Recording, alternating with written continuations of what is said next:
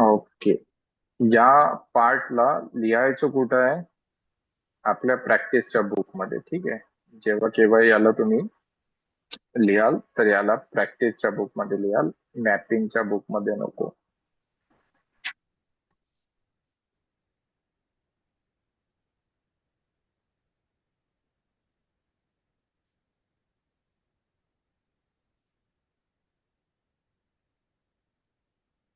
सांगितल्याप्रमाणे तेव्हा आपल्याला कम्प्लीट सेंटेन्स बोलायचं असते. आतापर्यंत आपण जे सेंटेन्स शिकलो, आपण फक्त इतकं शिकलो की ऑक्झिलरीज कोणत्या वाक्यांना कोणती लागेल. पण जे काही तुम्ही शिकलात त्याचा वापर करत असताना तुम्हाला कुठला शब्द कुठे ठेवायचा, मोठा वाक्य असलं तर ते कशा पद्धतीने बनवायचं हे अजून आपण शिकलेलो नव्हतो. आज आपण त्या गोष्टीला शिकणार आहोत. तर कितीही मोठं वाक्य असू द्या, आपल्याला त्या वाक्याला पाहून घाबरायचं नाहीये.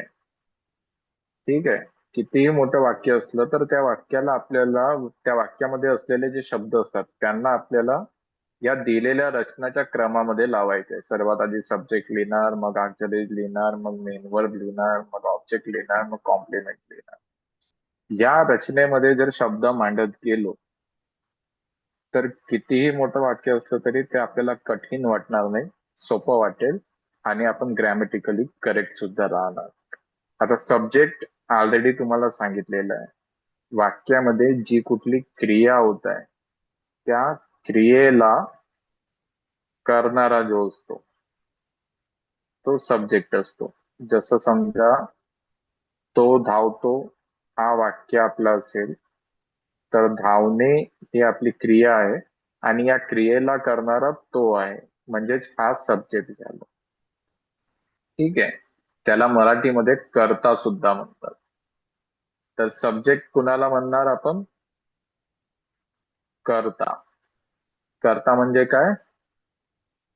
जी कुठली वाक्यामध्ये क्रिया होते त्या क्रियेला करणारा. ओके. तर कुठलाही वाक्य असो, ट्रान्सलेट करायचं आहे तर सर्वात आधी आपण सब्जेक्ट बोलणार. सब्जेक्ट बोलल्यानंतर आपल्याला काय करायचं आहे? ऑक्झिलरीजचा वापर करायचा आहे. ऑक्झिलरीज काय आहे? मॅपिंग वाल्या बुक मध्ये जे तुम्ही डू डज लिहिल्यात, कॅन लिहिल्यात आणि समोर पुन्हा गोष्टी असतील तर त्या सगळ्या गोष्टी ज्या आहेत त्या ऑक्झिलरीज आहेत. डू डज कॅन, समोर पुन्हा आपण शिकणार आहोत कुड, शॉल, विल, तर या सगळ्या ऑक्झिलरीज असतात. ठीक आहे. त्यानंतर मेन वर्ब बोलायचा आहे. मेन वर्ब कशाला म्हणतो आपण? वाक्यामध्ये जी काही क्रिया होत असेल त्या क्रियेला आपण मेन वर्ब म्हणत असतो. आणि मेन वर्ब झाल्यानंतर बोलायचं असते ऑब्जेक्ट. ऑब्जेक्ट कशाला म्हणणार? क्रियेला, वाक्यामध्ये जी कुठली क्रिया होत आहे या क्रियेला काय, त्यानंतर कुणाला आणि कुणासाठी. ठीक आहे. वाक्यामध्ये जी कुठली क्रिया होत आहे त्या क्रियेला हे तीन प्रश्न जर आपण विचारलो तर आपल्याला जो उत्तर मिळेल तो शब्द ऑब्जेक्ट असणार. ठीक आहे. तर या गोष्टीला सुद्धा मी सांगतो त्या पद्धतीने लिहून घ्या. ऑक्झिलरीज कुठे शोधाल? मॅपिंग वाल्या बुक मध्ये. करीत नाही आहे तर do not, does not he auxiliaries झाली. करू शकत नाही आहे तर कॅन नॉट ही ऑक्झिलरीज झाली. तर ऑक्झिलरीज शोधणार आपण मॅपिंगच्या बुकात. मेन वर्ब वाक्यामध्ये जी कुठली क्रिया असेल त्याला आपण म्हणत असतो. आणि ऑब्जेक्ट काय आहे? ऑब्जेक्ट आहे वर्ब, म्हणजे क्रिया. ठीक आहे. या क्रियेला जर काय विचारलं तर जो उत्तर मिळत असते त्याला आपण ऑब्जेक्ट म्हणत असतो. पण कुठला ऑब्जेक्ट आहे? हा कायचे उत्तर देणारा जो ऑब्जेक्ट आहे याला आपण म्हणणार डायरेक्ट ऑब्जेक्ट. Direct object. मग दुसरा असतो प्रश्न कुणाला, आणि तिसरं असतो कुणासाठी.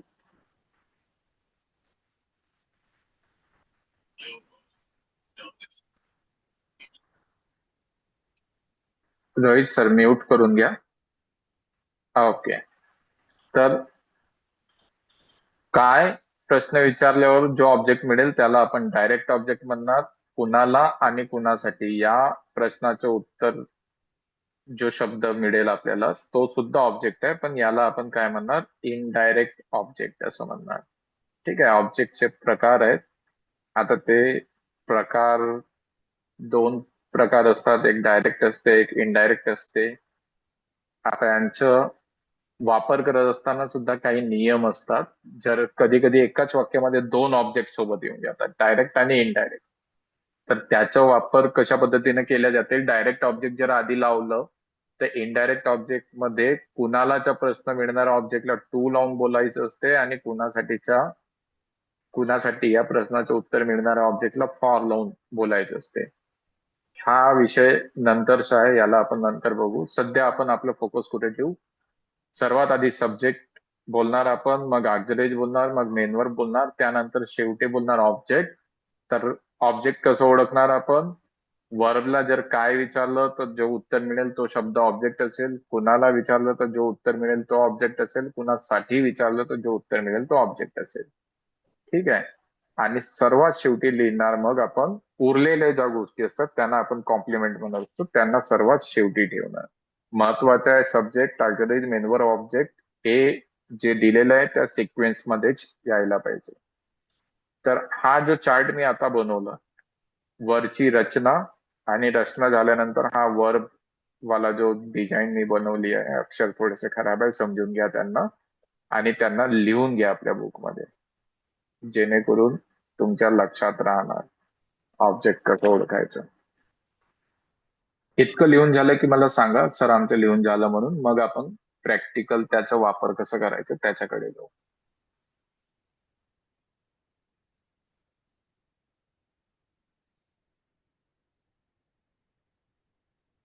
प्रॅक्टिसच्या बुक मध्ये लिहाल रोहित सर, तुम्ही मागून आल्यात म्हणून एकदा रिपीट करत आहे. लिहायचं आहे आपल्याला या सगळ्या गोष्टी प्रॅक्टिसच्या बुक मध्ये, मॅपिंग वाल्या बुक मध्ये नाही.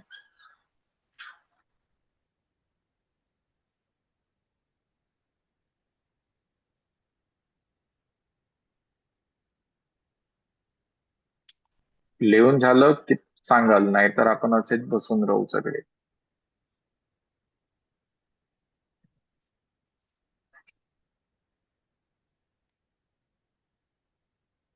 झालं सर. ओके. बाकीच्यांचं झालं झालं.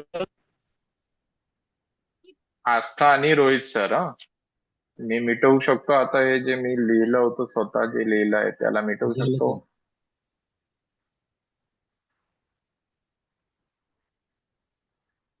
आस्था आणि रोहित सर, सर. ओके. झालं चला सर. आपण याला, ओके, मिटवून घेऊ याला आता. आता बघू आपण की याचा वापर कसा होणार. जसं पहा वाक्य दिसत आहे तो मला सांगत नाही, तर आपण एक काम करू, याला काय करू ना आपण, सर्वात आधी आस्था जोडली होती आज, तर आपण आस्थापासून सुरुवात करू. आस्था, प्रयत्न कर बेटा, प्रयत्न करू शकशील की मला मदत करावं लागेल ते सांग. He does not tell me. He does not tell me, एकदम करेक्ट आन्सर. पहा कसं याला आपण सोडवलं.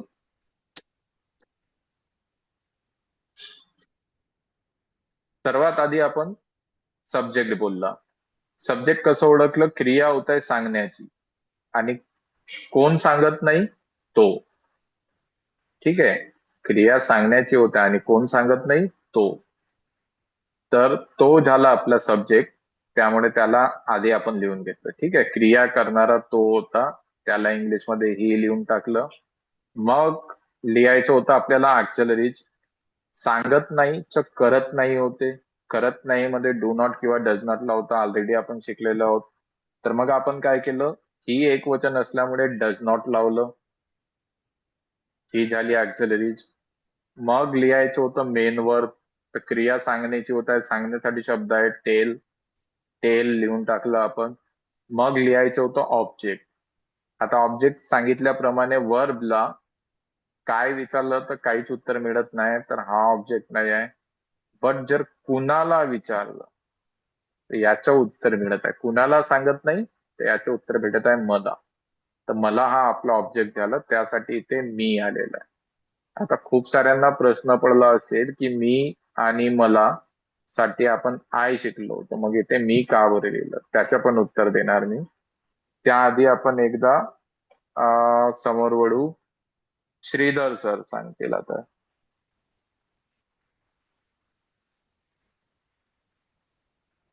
श्रीधर सर, जमेल की मला मदती जमेल प्रयत्न सर. करा, चुकलं तर मी आहे. ओके. दे कॅनॉट डिफीट अस.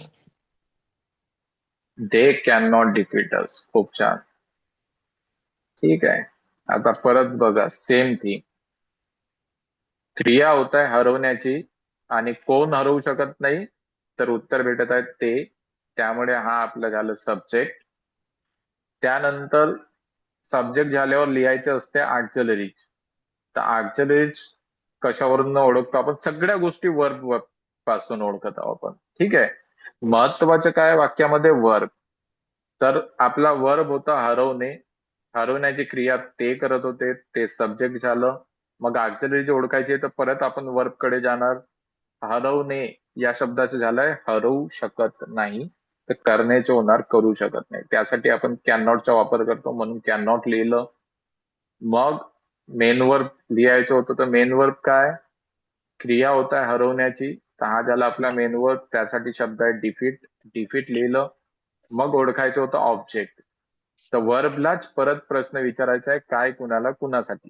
कायचं तुम्हाला उत्तर भेटणार नाही, कुणासाठी याचं पण उत्तर भेटणार नाही. पण जर आपण विचारलं कुणाला हरवू शकत नाही, तो उत्तर मिळेल आम्हाला. त्यामुळे हा झाला आपला ऑब्जेक्ट. तर दे कॅन नॉट डिफीट अस हा आपला अँसर होईल. आता परत एक विषय आलं की आम्ही आम्हाला साठी आपण वी लिहिलेलं आहे, पण इथे अस का बरं आलं. तर याचं उत्तर आता जो चार्ट तुम्हाला दिसेल त्यात मिळेल. या चार्टला सुद्धा प्रॅक्टिसच्या बुक मध्ये लिहायचं आहे. तर लिहिण्याआधी मी याला एक्सप्लेन करून टाकतो. बघा, कुठल्याही वाक्यामध्ये प्रोनाऊनला जर वर्ब म्हणून वापरायचं असेल, सॉरी, कुठल्याही वाक्यामध्ये प्रोनाऊनला जर सब्जेक्ट म्हणून वापरायचं असेल, ठीक आहे, कुठल्याही वाक्यामध्ये प्रोनाऊनला जर सब्जेक्ट म्हणून वापरायचं असेल तर आपण नॉमिनेटिव्ह केसचा वापर करणार. आणि ऑब्जेक्ट म्हणून जर वापरायचं असेल तेव्हा ऍक्युजेटिव्ह केसचं किंवा याला दुसरं नाव आहे ऑब्जेक्टिव्ह केस. ठीक आहे, त्याचा वापर करणार. सब्जेक्ट इथे ब्रॅकेटमध्ये लिहायचं असेल तर लिहून घ्या. असं सब्जेक्ट म्हणून वापरायचं असेल तर नॉमिनेटिव्ह केस, आणि ऑब्जेक्ट म्हणून वापरायचं असेल तर ऑब्जेक्टिव्ह केस. ठीक आहे. ऑब्जेक्टिव्ह केस मध्ये काहीच लिहायची गरज नाही, तिथे ऑलरेडी ऑब्जेक्टिव्ह केस दिलाय, तर आपल्या लक्षात येऊन जाईल. ऑब्जेक्ट म्हणून वापरायचे आहे तर ऑब्जेक्टिव्ह केसचा वापर होईल. त्यामुळे तिथे काय होतं, ते आम्हाला हरवू शकत नाही, तर आम्ही आम्हाला साठी वी होतं, पण लिहायचं ऑब्जेक्ट मध्ये होतं म्हणून अस लिहिलं होतं. त्या आधीच्या वाक्यामध्ये काय होतं आधीचं वाक्य, तो मला सांगत नाही. तर मला हा शब्द ऑब्जेक्ट म्हणून आला होता. मी आणि मला साठी आय शब्द आहे, पण ऑब्जेक्ट म्हणून लिहायचं होतं त्यामुळे आपण मी लिहिलं. तर याला सुद्धा आपल्या प्रॅक्टिसच्या बुकमध्ये लिहून घ्या.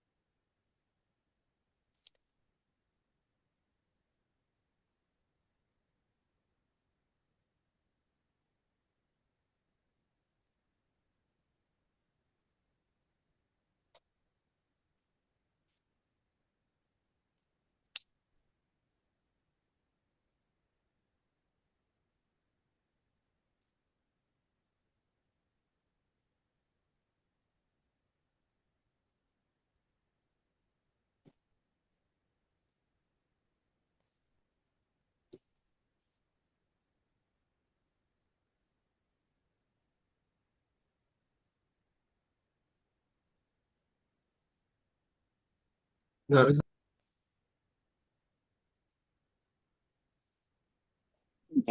ओके, बाकीच्यांचं? झाले सर. हा सर. हा, ओके. एक मिनिट द्या मला.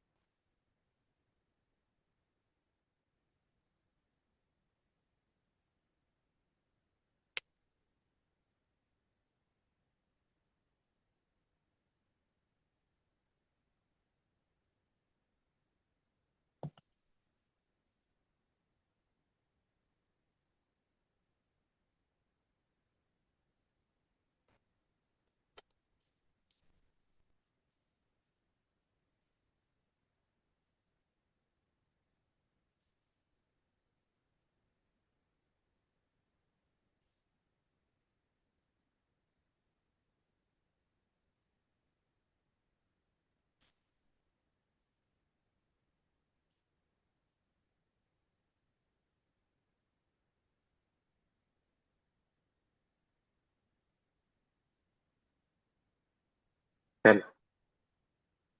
आता जर आपण प्रॅक्टिस कडे गेलो तर प्रत्येकाला आन्सर देता येईल की कुणाला काही कन्फ्युजन असेल तर आधी कन्फ्युजन दूर करू आपण, मग समोर ओढू. नसेल तर सरळ आपण प्रॅक्टिस कडे जाऊ.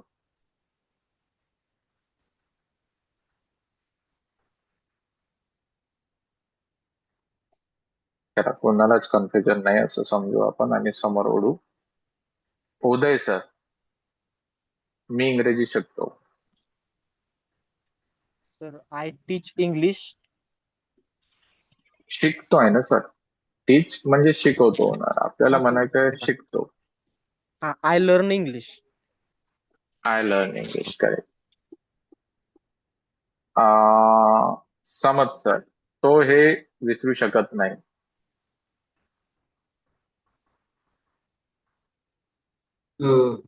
ही डज नॉट फॉरगेट हिम.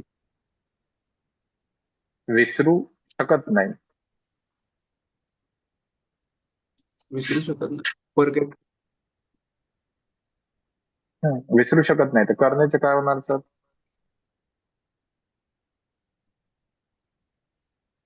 ते तो आहे तो. ही डज नॉट फॉरगेट हिम. नाही नाही, एक मिनिट सर. विसरू शकत नाही तर करण्याचे काय होईल? विसरणे या शब्दाचे झालं विसरू शकत नाही, तर करण्याचे काय होणार? कशाची मॅप होणार तो? करत नाहीशी होणार की करू शकत नाहीशी होणार? करू शकत नाही. विसरू करत नाही. करू शकत नाहीशी होणार ना. करू शकत नाही. हा, मग करू शकत नाही साठी आपण काय वापरतो?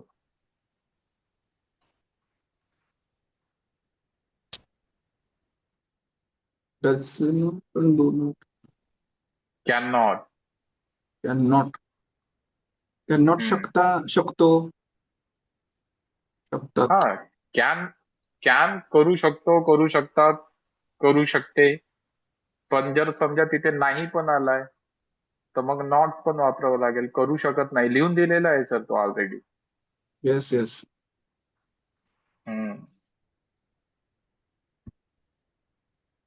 मग आता कसं होईल correct answer? He can not forget हिम.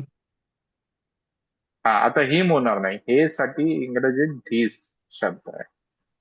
हिमचा अर्थ त्याला होते, तर मग तो त्याला हरवू शकत नाही असं होऊन गेलं असतं त्याचा अर्थ. He cannot forget he this. तीस. ठीक आहे. रोहित सर, मुले पुस्तक वाचतात.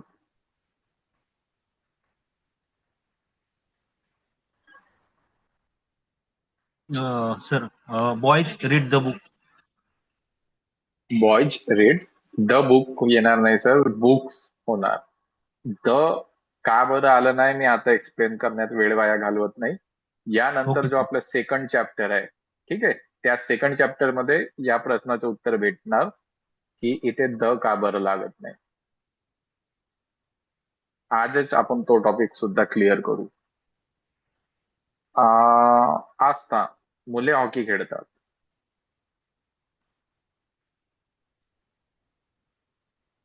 Boys play hockey. Boys play hockey, correct. Shridhar sir, मी तुला पाहू शकतो. I can see you. I can see you, एकदम बढिया. श्रीधर सरांनंतर उदय कांबळे सर, पक्षी घरटी बांधतात. Birds build nests. Birds build nest, correct. समज सर, लोकांना लहान भाषण आवडते.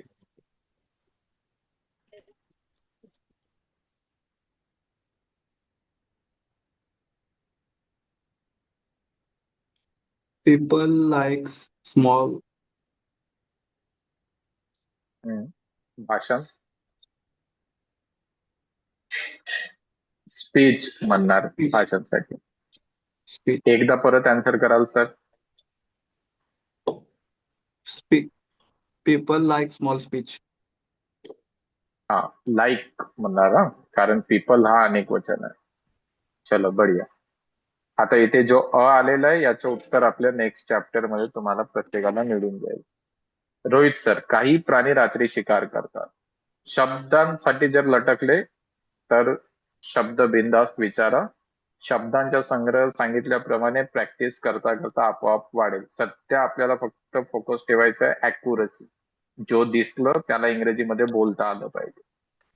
तर रोहित सर, काही प्राणी रात्री शिकार करतात. Some animal. हम्म. शिकारला शब्द काय? हंट. हा? हंट हंट HUNT, हंट म्हणजे शिकार करणे. Some animal hunts at night.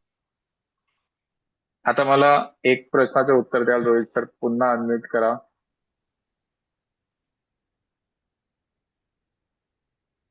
हा sir.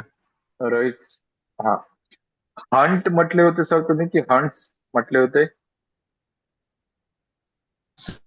Some people hunt at night. काही प्राणी. हंट ऍट, काही प्राणी. ठीक आहे. ॲनिमल्स ॲनिमल्स म्हणावं लागेल. Some animals hunt at night. Okay sir. वर्बला अनेक वचन नव्हते ना केले सर? नव्हते केले. ओके, चल बढिया. उदय सर, तुम्हाला काही विचारायचं होतं? नाही नाही. ओके. आस्था, ती भाजीपाला विकते.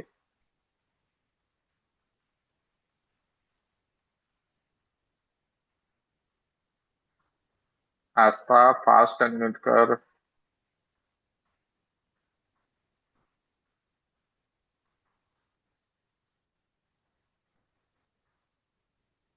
विकण्याला सेल येईल ना सर?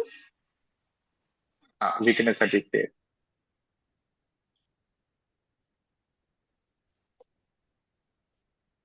C sell vegetable. काहीतरी चुकत आहे का बघ.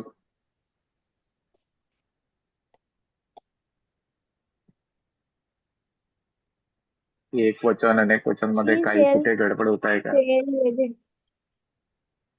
सेल्स म्हणावं She लागेल, sells सेल्स. vegetable. ठीक आहे, शी एकवचन आहे तर वर्बला अनेकवचन करावं लागेल. हा, ओके. श्रीधर सर, तो आम्हाला शिकवू शकत नाही.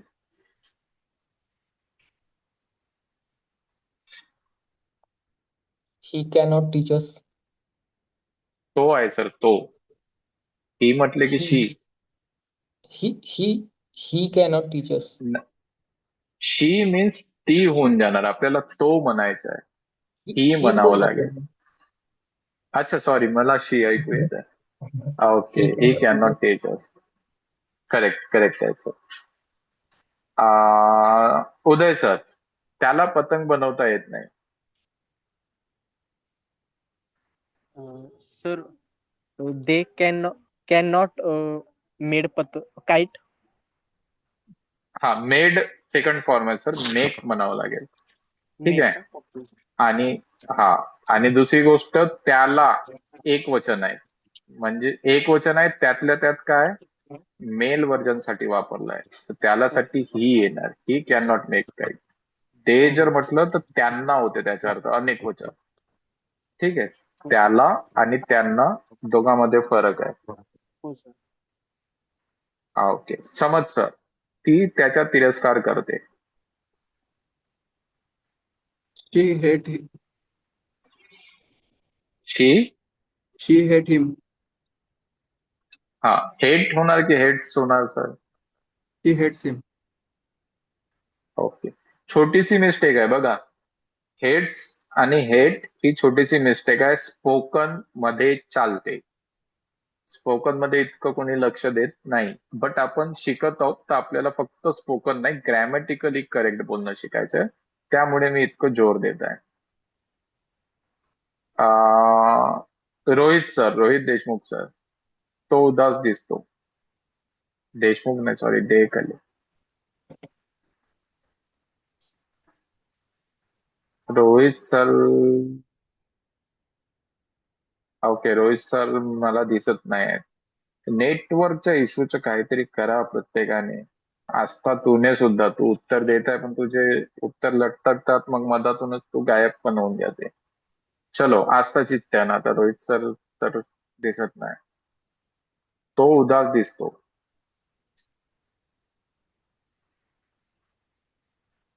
This दिसणे, लुक.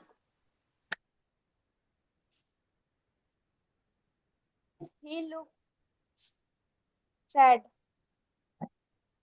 हे लुक्स सॅड, एकदम करेक्ट. बरं, लुक्स, लुकच का बरं वापरलं? सी किंवा वॉच का बरं इथं वापरता येणार नाही, याचं उत्तर कोणी देऊ शकते काय? Look याने लक्षपूर्वक पाहणे होते, त्यामुळे. हा, नाही, मी तितकंच सांगितलं होतं. हे एक गोष्ट सांगणं राहून गेली होती. तुझे उत्तर करेक्ट आहे. लुक म्हणजे लक्षपूर्वक पाहणे. जी कुठली गोष्ट आपल्याला लक्षपूर्वक पाहायची आहे तिथे आपण लुकचा वापर करतो. सोबतच असा दिसतो तसा दिसतो जर म्हणायचं असेल तर मग आपण लुकचा वापर करत असतो. असा दिसतो तसा दिसतो. ठीक आहे, असं असेल तर लुक. जसं आनंदी दिसतो, लुक हॅपी. उदास दिसतो, लुक सॅड. गरीब दिसतो, लुक पुअर. श्रीमंत दिसतो, लुक रिच. हँडसम दिसतो, लुक हँडसम. जे काही असेल, असा दिसतो तसा दिसतो, लुक. बट असा दिसतो तसा दिसतो साठी लुक वापरायचा, आणि याच्यासारखा दिसतो त्याच्यासारखा दिसतो असेल तेव्हा लुक सोबत मग लुक अ लाईक हा शब्द जोडून जाते. जसा आईसारखा दिसतो तो लुक मदर नाही म्हणायचं. लुक मदरचा अर्थ काय होईल? आई दिसतो, तर तो वेगळं, आणि लुक अ लाईक वेगळं. असा दिसतो तसा दिसतो आहे तर लुक, आणि याच्यासारखा दिसतो त्याच्यासारखा दिसतो आहे तर लुक अ like. Madhuri ma'am, good evening ma'am. Yes sir, good evening. मला तुम्ही एक दोन ग्रुप मधून लेफ्ट झालेले दिसले होते, मी म्हटलं मॅम विसरलेत आम्हाला आता. नाही हो सर, ऍक्च्युली माझे दुसरे पण ग्रुप्स होते ना बरेच, त्यामुळे हे झालेली. अच्छा अच्छा अच्छा, जे एक्स्ट्रा ग्रुप मध्ये ऍड होते तिथून लेफ्ट केले. हा नाहीतर या 1-2 ग्रुपमध्ये आहे मी तुमच्या. हा, ओके ओके ओके. तर माधुरी मॅम, प्रॅक्टिस करणार आहात का तुम्ही? असू दे, आता जस्ट जॉईन झाली, बघू द्यात, बघते आज जरा. Okay okay. तुम्हाला वाटलं इच्छा झाली तर मला कळवाल, मी तुमचं नाव नक्की पण नोट नक्की करून घेणार. ठीक आहे. नक्की सर. ओके. हा, ओके. श्रीधर सर, ती खूप प्रवास करते.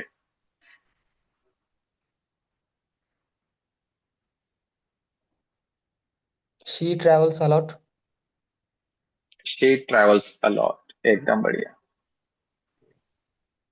अं, उदय कांबळे सर, रवी परफ्यूम लावतो. रवी परफ्यूम सर, लावतोला काय बोलता? लावण्यासाठी सर 2 शब्द वापरता येतील. पुट वियर शब्द वापरा इथे. परफ्यूम साठी सर्वात बेस्ट आहे वियर. रवी वियर दुसरं एक परफ्यूम. असते. हा, आता किती वचन येणार सर वियर शब्द? वियर सर सिंग्युलर येणार. रवी किती वचन आहे, मग क्रिया करणारा किती आहे? रवी सिंग्युलर आहे, सिंग्युलर. तर मग वर्ब किती असायला पाहिजे? Verb sir plural. वियर्स. हा, मग रवी कसं? Wears perfume. वियर्स. ओके, चला. समजलंय. आपल्याला आता फक्त प्रॅक्टिसची गरज आहे. मीन्स कसं आहे, हे जे छोट्या मोठ्या मिस्टेक्स आहे या होणार नाहीत. श्रीधर सरांनंतर उदय सर, ती मला ओळखत नाही.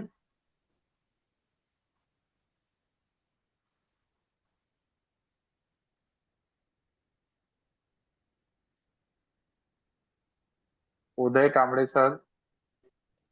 हा सर. ही कॅनॉट ओळखणे सर. अ, ओळखणे, रिकॉग्नाइज. ठीक आहे. आणि दुसरी Cannot गोष्ट, कॅन नॉट कसं येईल सर? हा, कॅन नॉट कसं येणार? ओळखत नाही हा करत नाहीशी जुळेल की करू शकत नाही, करता येत नाहीशी जुळेल? करत नाही सर. मग करत नाही मध्ये आपण कॅन नॉट लिहिलंय की डू नॉट, डज नॉट लिहिलंय? तर डू नॉट डज नॉट आहे. शी हा. शी डज नॉट रिकॉग्नाइज मी. मित्राला बुक देत जाऊ नका, आपल्या जवळ ठेवत जा तुम्ही, नाही तर प्रॅक्टिसच्या वेळेस असा गोंधळ निर्माण होईल. समज सर, त्याला इंग्रजी बोलता येत नाही.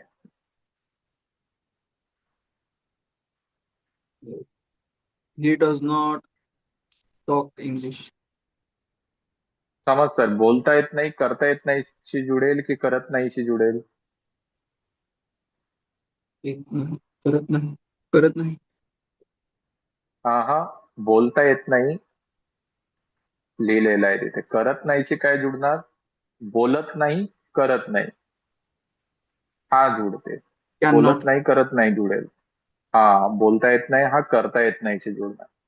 तर मग He cannot speak English. Correct.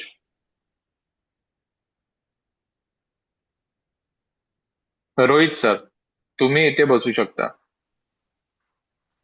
You can sit here. एकदम बढिया. आपण 10, ठीक आहे, 8-10 ला किंवा 8-5 ला या 2-3 राऊंड नंतर समोर ओढायचं का मग नवीन टॉपिक कडे? आर्टिकल्स वाला जो टॉपिक आहे, 1-2 राऊंड मध्ये ओढायचं की थोडा वेळ घ्यायचा?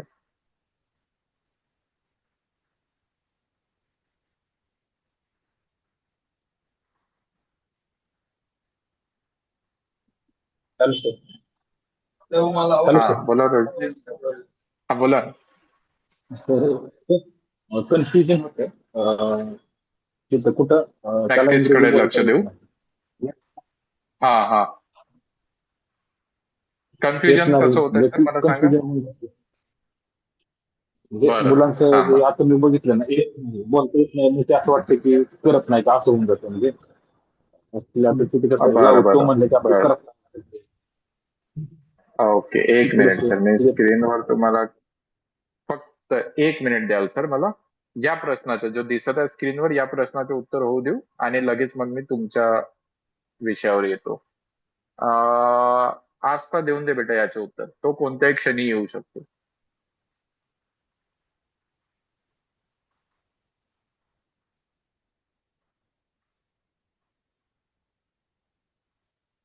आस्था बेटा फास्ट.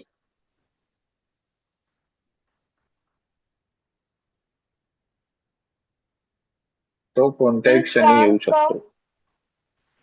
हम्म.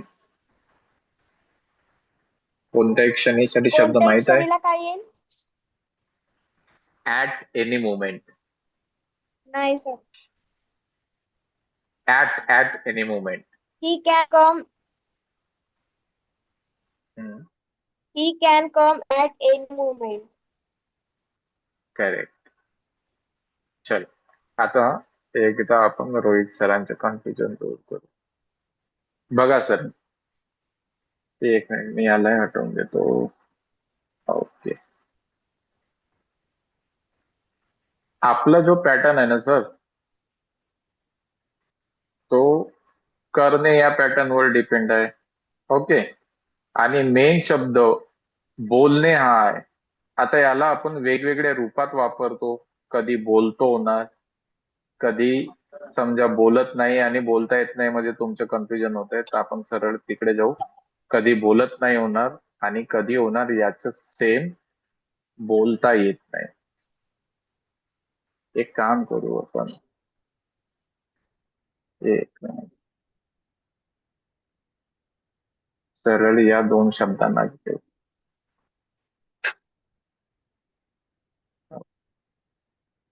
तर समजा तुमचं कन्फ्युजन होत आहे करत नाही आणि करता येत नाही मध्ये.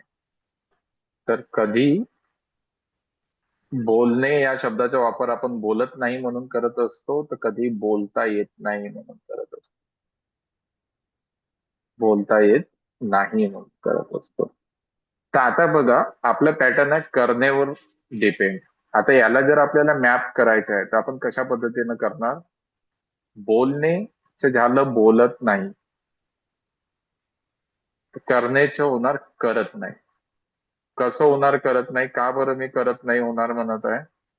कारण बघा, हा जो आपला मेन शब्द होता बोलणे, याच्यात काय बदल झालाय?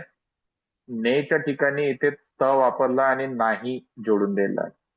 त्यामुळे बोलण्याचं बोलत नाही झालं. सेम आपण आपल्या पॅटर्न मध्ये काय करत होतो? करणे, तर नेच्या ठिकाणी इथे आपण त जोडून देणार आणि मग नाही लिहून टाकणार. तर बोलणे बोलण्याचे जर बोलत नाही होत असेल तर करण्याचं करत नाही होणार. त्याच पद्धतीने इथे बघा, बोलता येत नाही, तर बोलता येत नाही मध्ये काय केलंय? नेच्या ठिकाणी इथे त लागलाय, तर आपण सुद्धा आपल्या पॅटर्न मध्ये नेच्या ठिकाणी त लावून देणार. ठीक आहे, ता लावणार, सॉरी, इथे ता लागलाय, आपण सुद्धा ता लावणार. आणि मग येत नाही लिहिलाय, तर आपण येत नाही सोबत जोडून देणार. तर बोलणे जर बोलता येत नाही होत असेल तर करण्याचं होणार करता येत नाही. मग आपल्याला शोधायचं आहे डू नॉट लागेल, डज नॉट लागेल की कॅन नॉट लागेल, तर आपण याच्यावरनं शोधणार. करता येत नाही दिलाय, आपल्या बोलता येत नाही दिलाय, तर करता येत नाहीशी जुळत आहे, करता येत नाही शोधणार. करता येत नाही मध्ये तुम्हाला कॅन नॉट दिसणार, त्याला वापरणार. बोलत नाही करत नाहीशी जुळत आहे, तर तुम्ही तुमच्या मॅपिंगच्या बुकमध्ये करत नाही शोधाल, तुम्हाला करत नाही दिसलं, तिथे डू नॉट डज नॉट लिहिलंय, त्याचा वापर करणार. त्यासाठी मी नेहमी म्हणत असतो, ते मॅपिंगचं एक सेपरेट बुक असलं पाहिजे आणि प्रॅक्टिसचं एक सेपरेट बुक असलं पाहिजे. जर तसं केलं नाही, सगळं एकात एक लिहिलं, की मग काय होते? करता येत नाहीशी जुळलंच तरी सुद्धा तो करता येत नाही भेटायला आपल्याला वेळ लागेल. आता थोडं क्लिअर आहे रोहित सर, की अजून कन्फ्युजन आहे? Yes, sir. Yes sir means खरंच समजलं असेल तर येस सर म्हणायचं सर. हे गोष्ट डोक्यात ठेवू नका की समजलं नाही तर मी सरांना कसं म्हणू नाही समजलं म्हणून. सरांचं माझ्या इन्सल्ट होत नाही, मी कधी स्वतःच्या इन्सल्ट होऊ देत नाही. ठीक आहे, तर समजलं असेल खरंच तर समजलं म्हणा, नसेल समजलं तर मला बिलकुल वाईट वाटणार नाही, मी दुसऱ्या पद्धतीने समजवायचा प्रयत्न करणार. तर तुमचं समाधान झालंय खरंच Rohit sir? Yes, sir. Okay, sir चला मग समोर ओढू. हा, कोण? बोला. मी आहे सर, मी आहे. न्यू बॅच स्टार्ट करणार हा, आहे का माधुरी सर? मॅम. ही न्यू बॅचच आहे मॅम, ज्यांचे ट्रायल चालू आहे. अच्छा, मग लास्ट डे आहे का? म्हणजे 7 डेजचं घेता ना ट्रायल तुम्ही? नाही नाही, 5 डेजचं राहते. अच्छा, उद्याला 5 लास्ट डेज. राहणार यांचं. हा, अच्छा अच्छा. यावेळेस 5 डेज ठेवत आहोत आपण. Okay okay. ते लास्ट टाइम घेतलेली सेम तीच आहे का सर? सेम आहे मॅम, पॅटर्न मध्ये कुठलाच बदल नाहीये. ओके सर, ओके चालेल. मी तुम्हाला मेसेज करते मग क्लास झाल्यावर. Okay ma'am. ओके ठीक आहे ओके सर. मॅम. हो. रौनक सर का बरं खूप उशिरा जॉईन झाले? आज माझी जरा चूक झाली की मी उशिरा मेसेज टाकलाय आज वेळेवर. नाही ना, नाही, कारण माझा जॉब असतो ना नाईट. मला आता Sunday अच्छा, वगैरे हा सॉरी, job असतो. बरोबर. तुम्ही हा, माझा Correct, वीकली ऑफ correct. आमचा सांगितलेलं. सॅटर्डे संडे असतो. लेट रेडी हो. वगैरे होऊन आता मी ट्रेन स्टेशनला आहे, ट्रेन पकडायला लोकल. अच्छा अच्छा अच्छा, ठीक आहे सर, काही हरकत नाही. रौनक सर, तुम्ही पण मुंबईमधूनच आहात ना? हा सर, मुंबई बोरीवली. आणि ओके ओके चर्चगेटला ओके. जॉब आमच्या करतो सर. हा. अच्छा, आमच्या माधुरी नाही सर, मॅम माझं सुद्धा प्रॉपर तिथूनच आहेत. हा अच्छा सर. अच्छा, प्रॉपर मी पनवेलमध्ये. तिकडचा आहे शेगावचा. अच्छा अच्छा प्रॉपर माझं गाव सर नागपूर साईड आहे, शेगाव. आणि जॉब साठी. अच्छा अच्छा हा. अच्छा, नागपूरकडचे शेगाव. शेगाव हा. proper. आमचं पण सर गाव अच्छा, तिथे शेगावच आहे, आहेत. पण आम्ही राहायला मुंबईला आहोत. आमचं पण गाव तेच आहे. अच्छा अच्छा. नाही okay okay Madhuri ma'am, okay. तुमचं नाही, मी इथे शेगाव जॉब. वेगळं असेल. तुमचं शेगाव शिर्डीवाला असेल. नाही नाही नाही नाही, गजानन महाराजचं शेगाव, विदर्भ, हा, बुलढाणा जिल्हा, बस बुलढाणा जिल्हा, माझा पण बुलढाणा जिल्हा. खामगाव अच्छा, तालुका आहे परत तिथे, एक बुलढाणा शेगाव जिल्हा.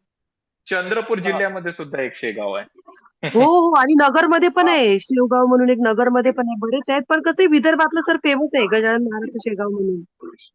बरोबर बरोबर. चलो, तर वळू आपण समोर. रौनक सर, तुमचा जो पार्ट मिस झालेला आहे ते मी सर, मी एकदा शॉर्ट मध्ये समजवतो. चालेल ना सर. नाही बरं, मला तसं व्हिडिओ करून जर घ्या. असलं रेकॉर्डिंग तर मी त्याच्यावर रेकॉर्डिंग करून मी कव्हर अप करून बरं घेऊ सर, बरं. मॉर्निंगला जॉबवर ना, ओके सर. रूमवर. ओके सर, आता जो नवीन टॉपिक ते राहणार आर्टिकल वाला त्याला बघून घ्याल फक्त लाईव्ह मध्ये. हा सर. ठीक आहे. हा, आर्टिकल सांगून द्या. हा, नाही ते पण मला झालेलं आहे, माझं आर्टिकल पण येतं मला, पण एकदा मी तुमच्या पद्धतीने बघतोय कसं आहे. Okay okay okay okay. चला, लास्ट क्वेश्चन मी कुणाला विचारलं होतं?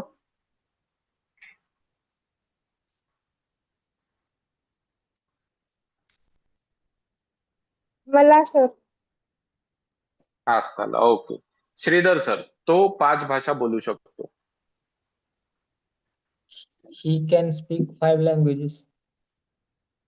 ही सर, शी आणि ही मध्ये आपला मोठा कन्फ्युजन होत सर, आहे. जरा कन्फ्युजन, ऐकायला येत नाही कदाचित. नाही, अच्छा, माझ्याकडे कन्फ्युजन होत आहे. He okay okay can speak 5 languages बोललो. ओके ओके सर, चलो करेक्ट आहे मग. उदय सर, तो माझी कार वापरतो. She use my car. आता तुम्ही शी म्हटले की ही म्हटले उदय सर? सर सॉरी, तो म्हणजे he use my car. ही. आता सर, ही किती वचन? सर ही सिंगुलर. तर मग वर्ब किती पाहिजे? हा sir, sorry, he uses my car. Okay, no need to say sorry. But कसं आहे, आपल्याला ते, मी तुमच्या चुका यासाठी सांगत असतो की तुम्हाला वारंवार हिट होत राहतील तुम्ही कुठं चुकत आहात, तर मग ते ना ऑटोमॅटिकली करेक्ट होऊन जाईल. पण मी सांगणारच नाही तर मग ते चुका होत राहतील, त्यासाठी मी टोकत असतो, बाकी काही नाही. समज सर, तो सरळ उभा राहू शकत नाही. He cannot straight नाही, stay. फक्त स्ट्रेट म्हणून चालणार नाही, स्टँड स्ट्रेट म्हणावं लागेल. He cannot ठीक आहे. stand straight. हा, स्ट्रेटचा अर्थ फक्त सरळ असं होत असतो, उभा राहणे होत नाही. रोहित सर, मला आईस्क्रीम बनवता येते.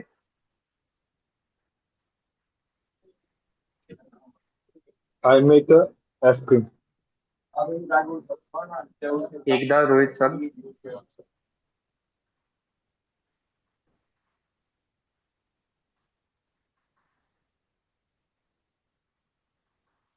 रोहित सर, परत एकदा answer. So I make ice cream. नाही, बनवता येते तर करण्याचे काय होणार? I can make ice cream. I can make ice cream. This is right answer. Okay, चला एक काम करा आता. आता मला प्रत्येकाने उत्तर द्या माझ्या प्रश्नाचं. थोड्या वेळासाठी अनम्यूट करा. नवीन टॉपिक कडे वळू का आपण, की प्रॅक्टिस? नवीन टॉपिक कडे वळलो तर थोडस आपल्याला क्लास वेळेवर संपवता येईल. जमलं तर वेळेच्या आधीच संपवता येईल. सर मग प्रॅक्टिससाठी एक्झाम आम्हाला द्या व्हॉट्सअपवर. व्हॉट्सअपवर नेक्स्ट टॉपिक. ठीक आहे, रोहित सरांचं म्हणणं आहे नेक्स्ट टॉपिक व्हॉट्सअपवर प्रॅक्टिस. ठीक आहे, मी देऊन देईन, काय मोठा विषय नाही. आस्था आणि बाकीच्यांचं मत.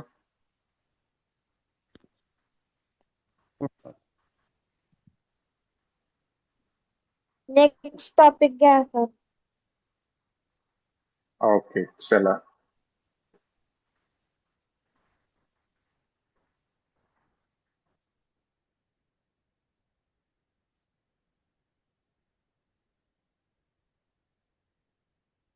तसं तर हा टॉपिक आपला लास्ट डे मध्ये असायला पाहिजे होतं. मी आज शिकवून राहिलो, काही विषय नाही. यानंतर मग नेक्स्ट काय असेल मलाच माहित नाही. ओके, महत्वाचं आपण शिकणार आहोत आज आर्टिकल्स. पण आर्टिकल्स शिकायच्या आधी एकदा मला तुम्हाला नाउन समजून सांगावं लागेल. नाउन यासाठी समजून सांगावं लागेल कारण आर्टिकल हा नाउनलाच लागत असतो. आणि पहिला डे जो आपलं होतं, फर्स्ट डे जो आपलं होतं, ज्यावेळेस मी तुम्हाला पार्ट ऑफ स्पीच ची ओळख करून दिलं होतं, त्या दिवशी मी तुम्हाला म्हटलं होतं प्रत्येक टॉपिकचे एक सेपरेट दिवस असेल, त्याला आपल्याला डीप मध्ये जाऊन शिकायचं आहे. त्यावेळेस आपण फक्त त्या गोष्टींची ओळख करून घेत होतो. तर जेव्हा आपण नाउन बघितलं होतं, तर नाउन मध्ये आपण काय बघितलं होतं?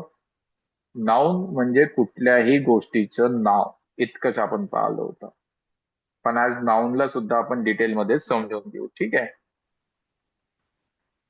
आपण एक काम करू.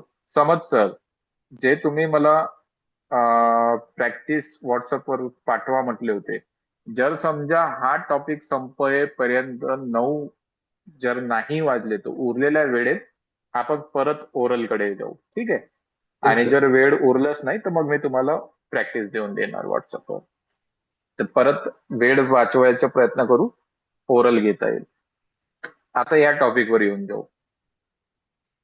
तर नाउनला आपण आधी डिटेलमध्ये समजून जाऊ. त्यावेळेस आपण नाउन बद्दल इतकंच पाहिलं होतं, कुठल्याही गोष्टी, व्यक्ती, प्राणी, ठिकाण, वस्तू, पदार्थ, गुण, कुठल्याही गोष्टीच्या नावाला आपण नाउन म्हणत असतो. पण नाउनचे काही प्रकार आहेत. त्यातला सर्वात पहिला प्रकार कॉमन नाउन. कॉमन नाउन कुणाला म्हणायचं? सामान्य नाम.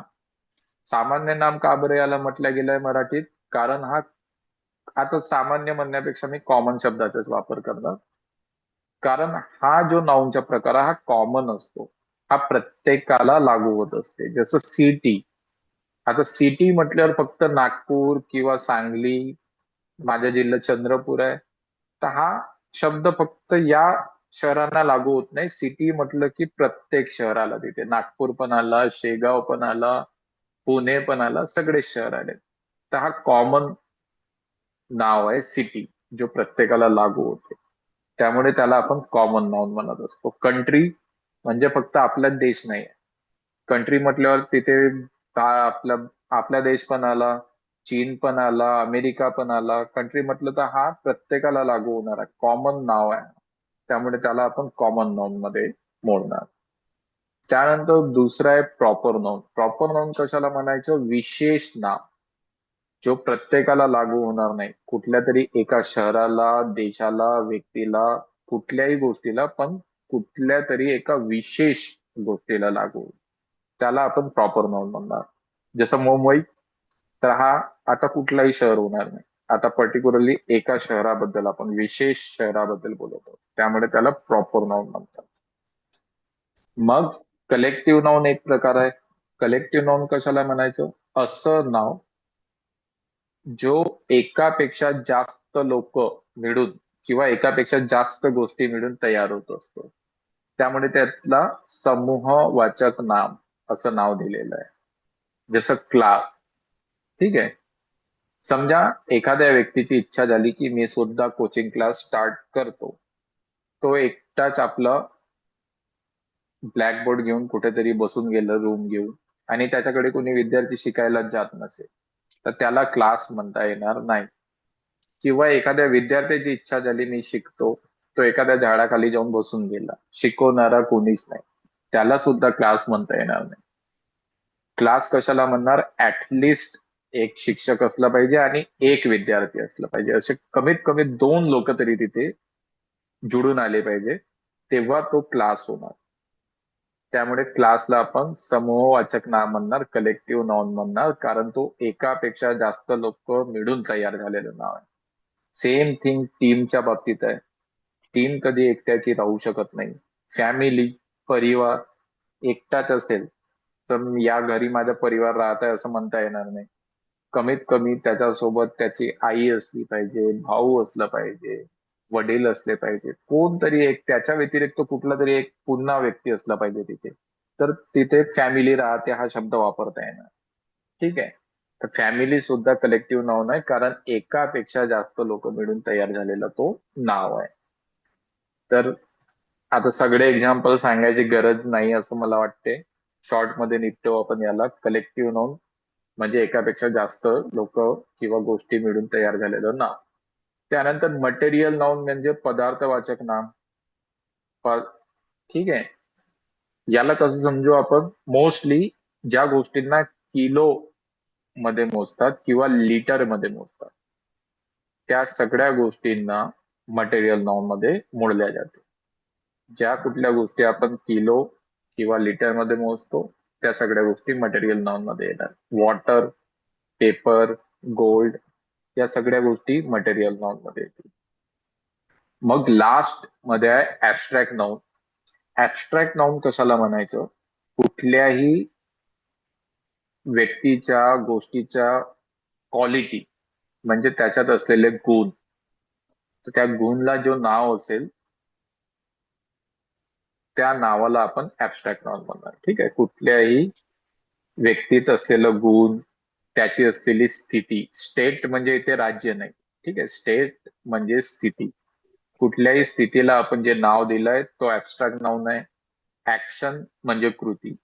कुठल्याही ऍक्शनचं जो नाव आहे तो सुद्धा ऍबस्ट्रॅक्ट नाउन आहे. ठीक आहे. कशा कशाच्या नावाला आपण ऍबस्ट्रॅक्ट नाउन म्हणत असतो? क्वालिटी म्हणजे गुण, त्यानंतर स्टेट म्हणजे स्थिती, ऍक्शन म्हणजे कृती. या 3 गोष्टीच्या नावांना आपण ऍबस्ट्रॅक्ट नाउन म्हणणार. एक्झाम्पल, ऑनेस्टी, इमानदारी. ऑनेस्टी काय? गुण आहे. ठीक आहे.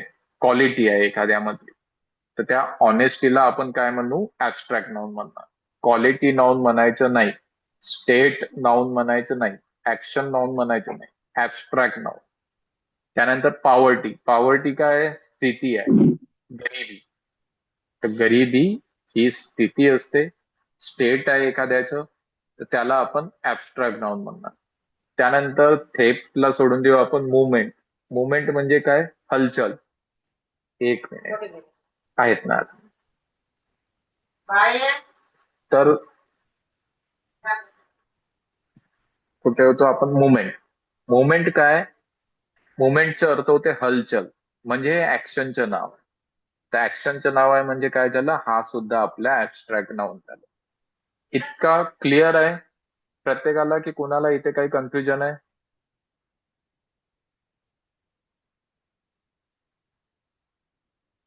श्रीधर सर, आस्था उत्तर देत चला, बाकीचे Uday sir, Samad sir, Clear, sir. Rohit sir, समजलंय सर. हो सर हो. क्लिअर ना?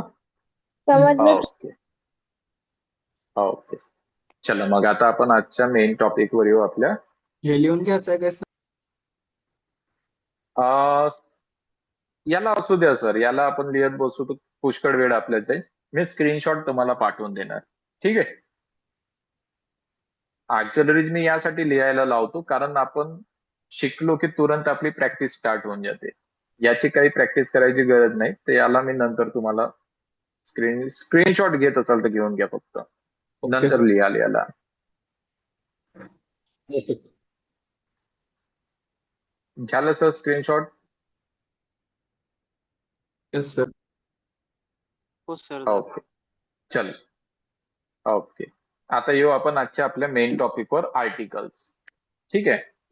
नाऊन का बरं आधी बघितलं आपण? कारण आर्टिकल हे नाऊनला लागत असते. आता हा नाऊन ज्या पद्धतीने मी शिकवणार तर त्यात तुम्हाला मजा येईल. बघा, आर्टिकल्स आहेत दोन प्रकारचे. एक असतो इनडिफिनाइट आर्टिकल, दुसरं असतं डिफिनाइट आर्टिकल. ठीक आहे.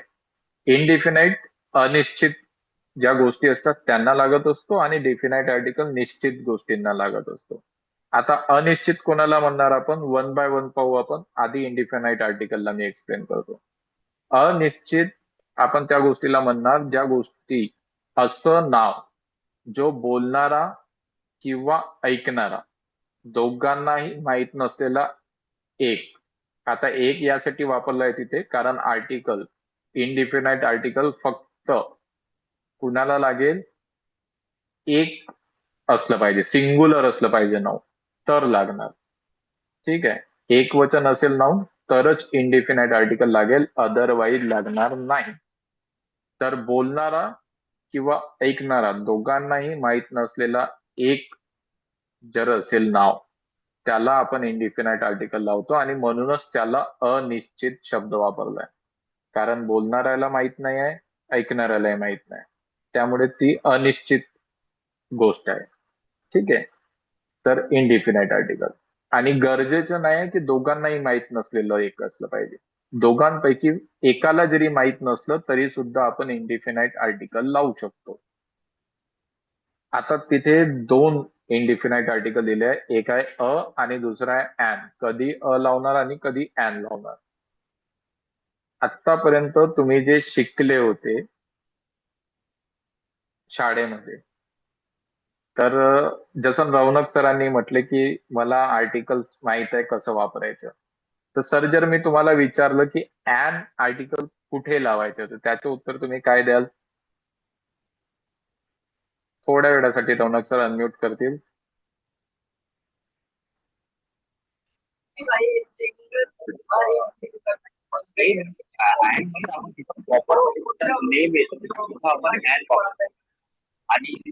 सर आवाज कटत आहे तुमचा.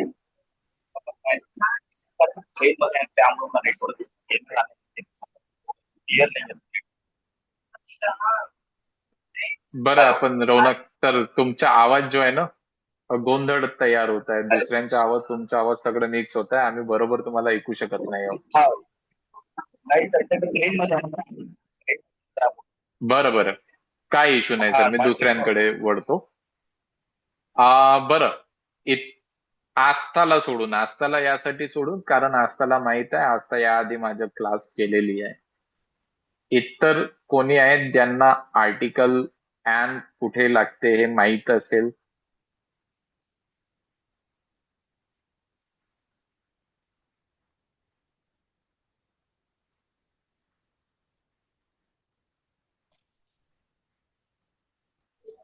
सर स्वरचा उच्चार होईल तिथं. ते तर तुम्ही इथे पाहून घेतलेत सर.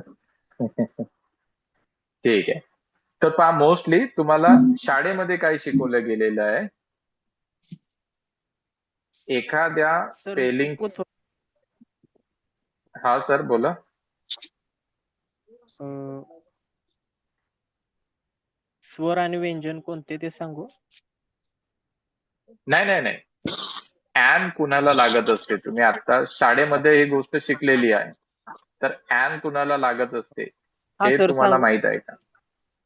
हा बोला. जर जे शब्द ना स्वराने चालू होतात ना, म्हणजे for example A, E, I, O, U, त्याआधी आपण ए च्या जागी बरोबर. एन वापरायचंय. ओके. तर शाळेमध्ये हेच शिकवण्यात आलं आहे की A, E, I, O आणि यू पासनं जर कुठल्या शब्दाची स्पेलिंग स्टार्ट होत असेल तर ॲन लावायचं. करेक्ट आहे सर?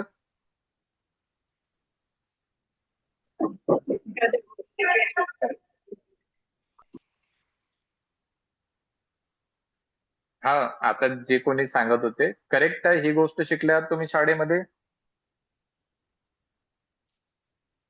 रोहित सर.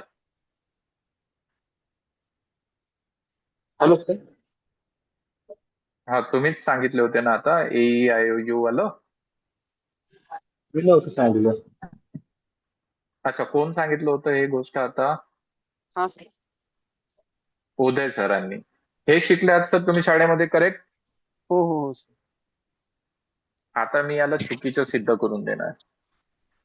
हे नियम चुकीचे आहेत. ऍक्च्युअल स्वर कुठले? स्वर आपल्याला वापरायचे आहे मराठीचे. अ पासून तर अहम पर्यंत काही स्वर इथे दिलेले नाही आहेत. तर ते गुगल करून टाकाल, गुगलवर तुम्हाला सगळे स्वर भेटून जातील. अ, आ, ई, उ, ए, ऐ, ओ, औ, आ इथपर्यंत हे सगळे स्वर आहेत.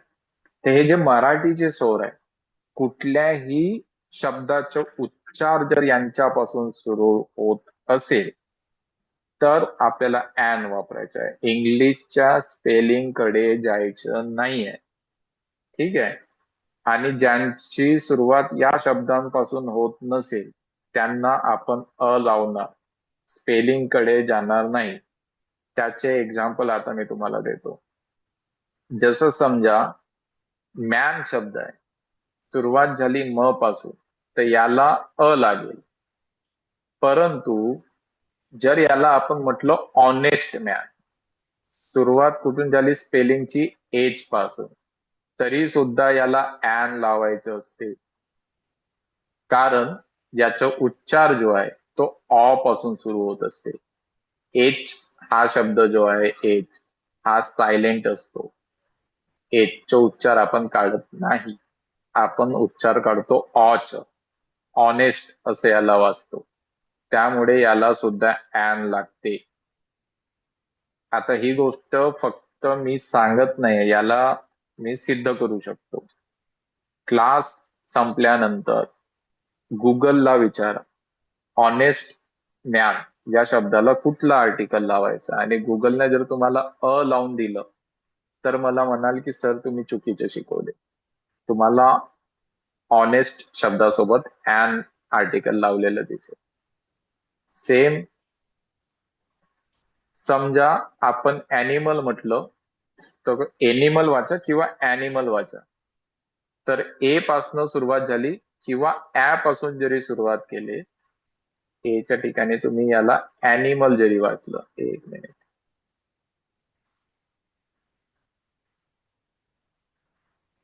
ॲनिमल जरी आपण वाचलं तर दोन्ही मराठीचे स्वर आहेत.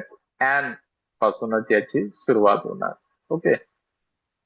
परंतु जर समजा याला आपण म्हटलं युजफुल ॲनिमल, सुरुवात तर यू पासून झाली, मग याला ॲन लागायला पाहिजे. वट अ लागेल, कारण की स्पेलिंग सुद्धा यू आहे आणि पहिला शब्दोच्चार सुद्धा यूच निघत आहे. यू ला, ठीक आहे, जर पहिला शब्दोच्चार यू निघत असेल तर हा मराठीचा स्वर नाही आहे, व्यंजन आहे. आणि व्यंजन असलं तर अ लावावं लागेल. सेम गोष्ट तुम्ही गुगलला विचारा. युजफुल ॲनिमल जर मला बोलायचं असेल तर मी कुठलं आर्टिकल वापरू, तर तुम्हाला गुगल उत्तर देणार अ. आणि फक्त गुगलच नाही, न्यूजपेपर, शाळेमध्ये जर कुठं हा शब्द दिसला तर त्याच्या सोबत सुद्धा तुम्हाला आर्टिकल ऑनेस्ट असेल तर अँड दिसेल, युजफुल असेल तर अ दिसेल. असे पुष्कळ एक्झाम्पल मी देऊ शकतो तुम्हाला. एलिफंट आहे, अँड लागेल. अवर हा शब्द कॉमन शब्द आहे, हा कुठे ना कुठे तुम्हाला पाहायला मिळेल. इथे सुद्धा बघा सुरुवात एच पासून झाली आहे, बट लागते याला अँड. का बरं लागते? कारण एच चे उच्चार आपण काढत नाही, आपण उच्चार काढतो अ च. त्यामुळे तुम्हाला अवर शब्द हा कॉमन शब्द आहे, कुठे ना कुठे तुम्हाला मिळून जाईल शोधाल तर. न्यूजपेपर मध्ये इकडे तिकडे कुठे ना कुठे कुठल्या आर्टिकल वाचत असाल त्या आर्टिकल मध्ये मिळेल, तर तुम्हाला या अवर शब्दासोबत नेहमी अँड लावलेला दिसेल. नाही कुठे मिळालं तर सोपी गोष्ट आहे, आपण गुगलला विचारायचं. गुगल तुम्हाला आन्सर देईल अँड लावायचं म्हणून अवरला. का बरं? कारण एच चे उच्चार आपण काढत नाही, अ चे उच्चार काढत असतो, आणि अ हा स्वर आहे, तर याला अँड लागेल. ठीक आहे. त्यानंतर प्लेसला अ लागेल, कारण प पासून सुरुवात होत आहे. बॉयला ब लागेल, सॉरी, बॉयला सुद्धा अ लागेल, कारण ब पासून सुरुवात होत आहे. परंतु वॉटरला कुठलाच आर्टिकल लावता येणार नाही. हा एक्झाम्पल इथे का लिहिलाय? कारण तुम्हाला कळलं पाहिजे. वॉटर सुद्धा नाऊन आहे, कुठल्या तरी गोष्टीचं नाव आहे, पण याला आर्टिकल लागत नाही. काऊन लागत नाही? कारण सुरुवातीला मी सांगितलं होतं, बोलणारा किंवा ऐकणारा दोघांनाही माहित नसलेला एक असायला पाहिजे. पाणी कधी एक किंवा दोन राहत नाही, त्यामुळे त्याला आर्टिकल लागत नाही. ठीक आहे. तर नेहमी लक्षात ठेवू आपण, इंडिफिनाइट आर्टिकल कुणाला लावणार? असं नाव जो एक असेल आणि अनिश्चित असेल. अनिश्चितचा अर्थ बोलणारा किंवा ऐकणारा दोघांपैकी एकाला किंवा दोघांनाही माहित नसलं पाहिजे, तेव्हाच आपल्याला इंडिफिनाइट आर्टिकलला वापर करता येईल. दुसरं नियम आपण कोणते वापरणार? मराठीच्या स्वरांपासून सुरुवात होत असेल तर अँड लावणार, आणि मराठीच्या व्यंजनापासून सुरुवात होत असेल तर अ लावणार. स्पेलिंग नुसार जाणार नाही. आता या ज्या डिग्री आहेत आपल्या, BA केलाय कोणी तर त्याला सुद्धा तुम्ही म्हणू शकता he had done a BA, किंवा एखाद्याने MA केला असेल तर आपल्याला तिथे अँड लावावं लागेल. का बरं? कारण MA तर ए पासून सुरुवात होत आहे. एम ला आता कोणी कोणी काय करतात ना, एम ला यम वाचतात, तर हे रॉंग प्रोनाऊन्सिएशन आहे. ऍक्च्युअल प्रोनाऊन्सिएशन आहे एम. तर ए पासून सुरुवात होत आहे. ए हा मराठीचा स्वर आहे, त्यामुळे याला सुद्धा अँड लागेल. यात कुणाला काही confusion? No, sir. No sir. Shridhar sir? Okay, नाही सर. चलो. समज sir clear? Uday sir clear? हो हो हो. ओके, चलो समोर वळू आता आपण. ठीक आहे. हीच गोष्ट मी तुम्हाला काल म्हणत होतो की शाळेपासून आपली प्रत्येक गोष्ट वेगळी असेल, आणि फक्त वेगळी असणार नाही. वेगळं म्हणजे कधी कधी काय असते, कोणी कोणी काहीतरी वेगळं करायचं, वेगळं दाखवायचं म्हणून करून टाकते, बट सेन्स त्याच्यात काही राहत नाही, लॉजिक त्याच्यात काही राहत नाही. आपल्या प्रत्येक गोष्टीत तुम्हाला लॉजिक मिळेल. जितके शब्द तिथे दिले आहे त्या शब्दांना तर बघाच, त्या शब्दांव्यतिरिक्त पुन्हा असे नाव शोधून काढा ज्यांची स्पेलिंग ही AEIOU पासून सुरुवात होत नसेल, पण त्यांचे उच्चार अ पासून तर अहम पर्यंत जे स्वर आहेत त्या स्वरांपासून होत असेल, आणि गुगलला विचारत जा की याला कुठला आर्टिकल लागेल, याला कुठला आर्टिकल लागेल, तर तुम्हाला माझे हा जो लॉजिक आहे हा कितपत खरा आहे आणि कितपत नाही ते 100% कळेल. आता आपण येणार डिफिनाइट आर्टिकल कडे. डिफिनाइट आर्टिकल कुठे लावतो आपण? याचे खूप सारे नियम आहेत. इनडिफिनाइट आर्टिकलचा एकच सरळ नियम आहे, बोलणारा किंवा ऐकणारा यांना माहित नसलेलं एक असलं पाहिजे, स्वर पासून सुरुवात होत असेल अँड, अदरवाइज अ. पण डिफिनाइट आर्टिकलचे 5-6 नियम आहेत. त्यातला पहिला नियम, एक वचनी नामाचा प्रथम उल्लेख केलं. ठीक आहे. कशा नावाचं? एक वचन, सिंगुलर. तर पहिल्यांदा अ किंवा ॲन वापरायचं. परंतु त्यानंतर लगेच त्या नावाचा परत उल्लेख होत असेल, ज्या नावाचा उल्लेख आपण ऑलरेडी केलेला आहे त्याच नावाचा दुसऱ्यांदा आपण उल्लेख करत असणार, तर आपल्याला द वापरायचं आहे. जसं आय हॅव अ डॉग. आता डॉग काय? नाव आहे, प्राण्याचं नाव. त्यामुळे हा नाऊन आहे आणि पहिल्यांदा उल्लेख करत आहोत तर अ लावलं. त्यानंतर त्याच डॉग बद्दल आपण पुन्हा माहिती देतो. ठीक आहे, डॉग इज ओबेडियंट. तर यावेळेस द लावलेला आहे. का बरं द लावलंय? ज्या कुत्र्याबद्दल आधी सांगितलंय त्याच कुत्र्याबद्दल आपण परत बोलणार. ठीक आहे, दुसऱ्यांदा उल्लेख करत आहोत त्यामुळे द वापरलाय. याचा अर्थ होते माझ्याकडे एक कुत्रा आहे. पहिल्या वाक्याचा अर्थ माझ्याकडे एक कुत्रा आहे आणि दुसऱ्या वाक्याचा अर्थ होते तो इमानदार आहे. इथे तो साठी कुठला शब्द वापरला नाही, द शब्द वापरलाय, आर्टिकल वापरलाय. तर या आर्टिकलचाच अर्थ असं की ज्या कुत्र्याबद्दल मी आधी बोललो माझ्याजवळ आहे त्याच कुत्र्याबद्दल मी परत सांगत आहे की तो इमानदार आहे, त्यासाठी तिथे द वापरलाय. तसंच पुन्हा एक एक्झाम्पल पाहू आपण. There was a lion. ठीक आहे, परत लॉयन प्राण्याचं नाव आहे तर याला आर्टिकल लागेल अ. एक आहे म्हणून लावत आहोत. ठीक आहे, जर असं असतं की देअर वॉज लायन्स, एकापेक्षा जास्त सिंहाबद्दल बोललो असतो तर आर्टिकल लागला नसता. एका सिंहाबद्दल बोलत आहोत म्हणून अ लागलेला आहे. There was a lion. त्यानंतर lived in a jungle. Jungle सुद्धा ठिकाणाचं नाव आहे त्यामुळे त्याला सुद्धा आपण आर्टिकल लावणार आणि पहिल्यांदा उल्लेख करत आहोत तर अस लागेल. आणि त्यानंतर one day the lion watch. आता का बरं द लावलं? कारण ज्या लॉयन बद्दल आपण आधी बोललो होतो त्याच लॉयन बद्दल आपण परत बोलत आहोत. जर समजा इथे सुद्धा अ असता, या दच्या ठिकाणी इथे सुद्धा अ असता, तर याचा अर्थ काय निघालं असतं? आधी ज्या लॉयन बद्दल आपण बोललो तो वेगळा आणि आता ज्या लॉयन बद्दल आपण बोलत आहोत तो वेगळा. ठीक आहे, क्लिअर आहे इथपर्यंत? पहिला नियम प्रत्येकाला समजलं? Yes sir. Okay, Yes, sir. तर कुणाला काही कन्फ्युजन नसेल तर आपण आता दुसऱ्या नियमाकडे जाऊ. आता दुसऱ्या नियमांमध्ये ना ज्या गोष्टी तुम्हाला लिहिलेल्या दिसत आहेत, नदी, महासागर, पर्वतरांग, वाळवंट, शंकरराज्य, धर्मग्रंथ, बँकांची नावे, वृत्तपत्रांची नावे, या प्रत्येक शब्दाच्या आधी आपल्याला द हा आर्टिकल वापरणे कंपल्सरी आहे. याला पाठ करून घ्या. ठीक आहे, प्रत्येक ठिकाणी. कधी कधी काय, एकतर इंग्रजी आपली भाषा नाही, दुसरा विषय असा आहे की आपली जी भाषा आहे ती जरी भाषा असेल तर प्रत्येक ठिकाणी तुम्हाला काहीतरी एक ट्रिक्स काढता येत नाही.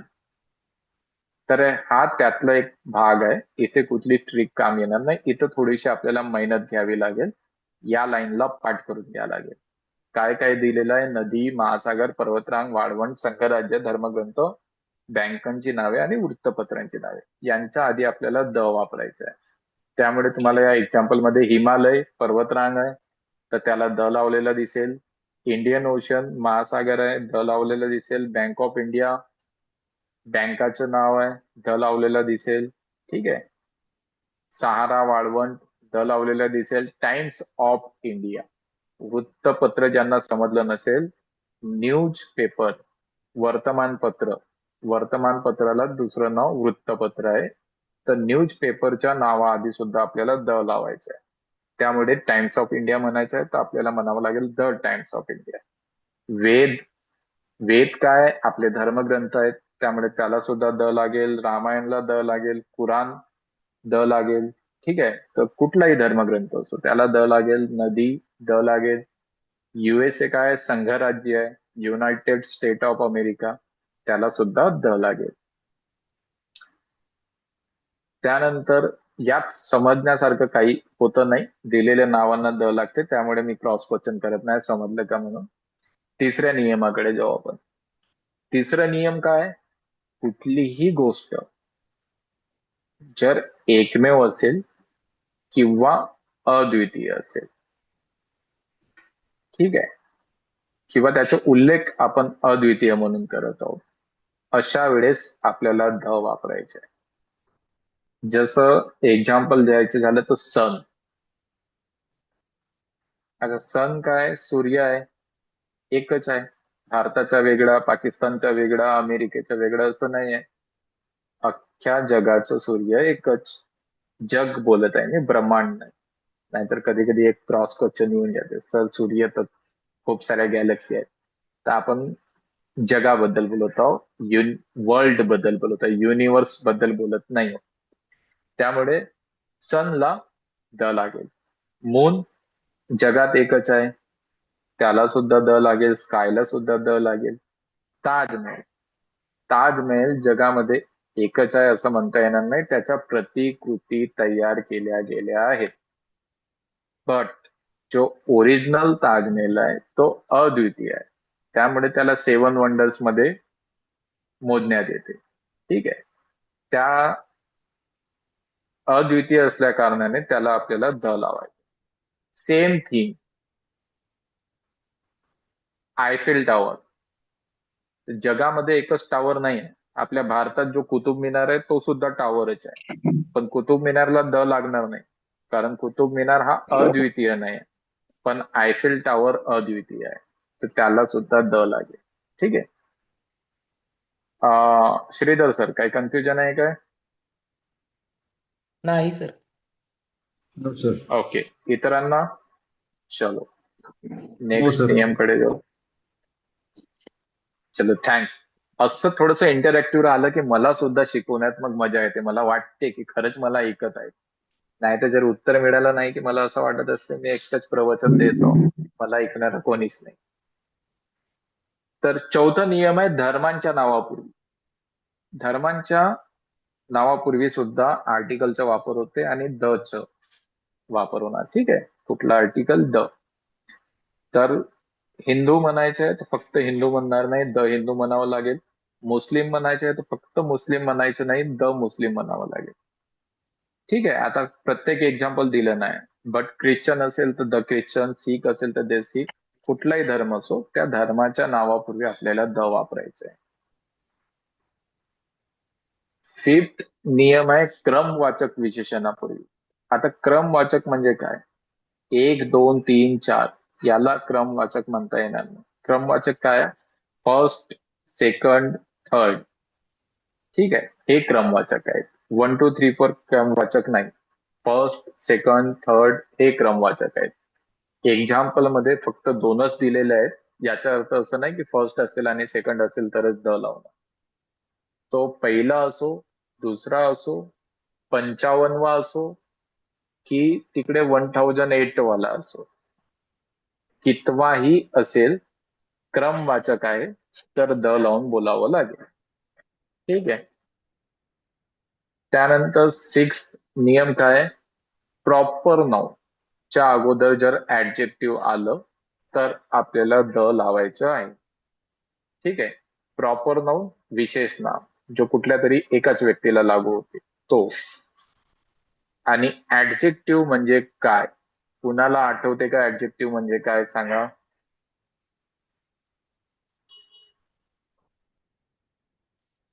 ऍडजेक्टिव्ह आपण शिकलेलो आहोत. विशेषण. आठवते एखाद्याला? हा, श्रीधर विशेषण. सर. विशेषण. नावाची माहिती सांगतो सर ते. रोहित सर, नावाचं तुम्हाला काय आठवते? सर रोहित नावाची सर, ऐकूच आलं नाही. नावाची विशेषता. सांगतो. Okay okay okay okay, almost जवळ आहोत आपण. विशेषण हा आन्सर करेक्ट आहे आणि नावाची विशेषता हा आन्सर सुद्धा करेक्ट आहे. पण याला आपण आपल्या पद्धतीनं कसं शिकलो होतो? नावाबद्दल माहिती देणारा शब्द कसं आहे, नाव, ज्या कुठलं नावाबद्दल आपण माहिती देत असणार, तर तो नाव कसं आहे हा जो शब्द सांगत असतो त्या शब्दाला आपण ऍडजेक्टिव्ह म्हणतो. तर आता बघा इथे एक्झाम्पल मध्ये ग्रेट शिवाजी. ठीक आहे. शिवाजी महाराजांना इंग्रज लोक कशा पद्धतीने बोलत असतात, ग्रेट शब्द लावतात, महान, ग्रेट शब्द. ठीक आहे. तर ग्रेट शब्द काय करत आहे, महाराजांच्या नावाचं वर्णन करत आहे, सांगत आहे ते कसे होते. त्यामुळे ग्रेट शब्द झाला ऍडजेक्टिव्ह. कारण शिवाजी हा प्रॉपर नाऊन आहे आणि त्या नावाबद्दल ग्रेट शब्द सांगत आहे की ते कसे होते. त्यामुळे ग्रेट शब्द झालं ऍडजेक्टिव्ह. आणि कुठे लावलेलं आहे, नावाच्या आधी लावलेलं आहे. त्यामुळे इथे आपल्याला नेहमी द लावून बोलावं लागेल.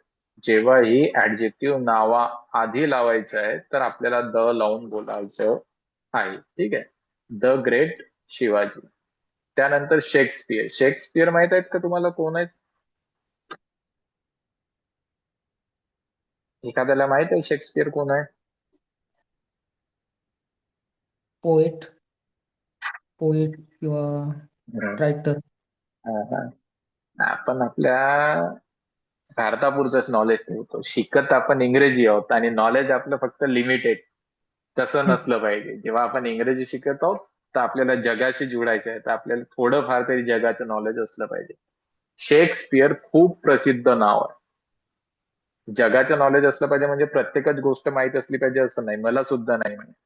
पण शेक्सपियर हा एक मोठं नाव आहे, तर हा माहित असायला पाहिजे आपल्याला. शेक्सपियर कोण होते? लेखक होते.